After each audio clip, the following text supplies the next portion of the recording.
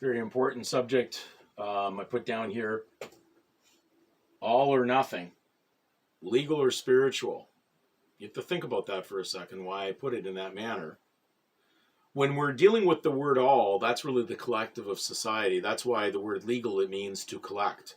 It means it's dealing with the all, the collective. It's not dealing with someone who's separate, set apart, basically segregated from the world of the public and the unbelieving audience, those who have not truly come to an acceptance of who their God is going to be.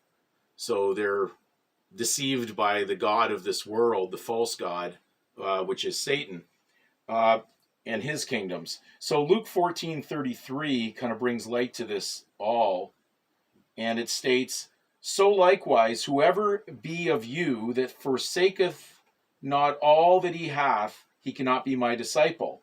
Now, the word forsaketh also means to relinquish, to abandon.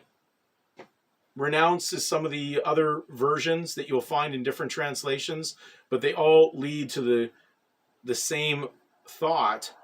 And when we look at another version, uniquely, it says, "So therefore no one of you can be my disciple who does not give up all his own possessions." What's he talking about there? Well, remember, the world that Jesus was counseling when he was alive is the same system that we're surrounded with today, which is a civil system, and they had legal possessions. And when they claimed them, that's their own possession.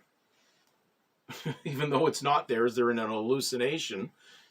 But we have to look at what is all. All is the aggregate, according to Black's Law, the fourth edition.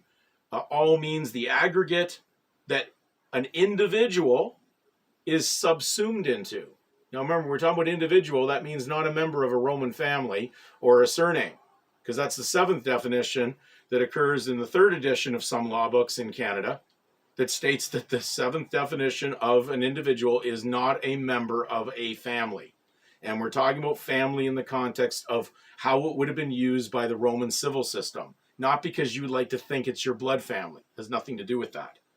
So, in order to forsake all, you could not be part of the collective or the aggregate, and you would have to be separate. And you would have to give up all legal possessions. Now, that's going to be a tough one for a lot of people to swallow. But you can't have your cake and eat it too. You can't get spiritual exemption and be part of legal corruption at the same time. You can't serve two masters. Everything that you've accumulated in the mammon money world, in the legal world, is not yours because you bought it with someone else's currency. Therefore, yes, you labored. Yes, you were induced. Yes, all those things are there. You were beguiled. But it's still not yours. And you're going to basically surety the judgment for taking it. And they planned this and bid on it to see whether or not you would touch the forbidden fruit of title.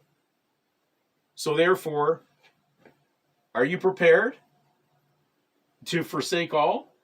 Will you give up everything legal to be spiritual? That's going to be a very heartfelt question you're going to have to deal with, you and your Creator.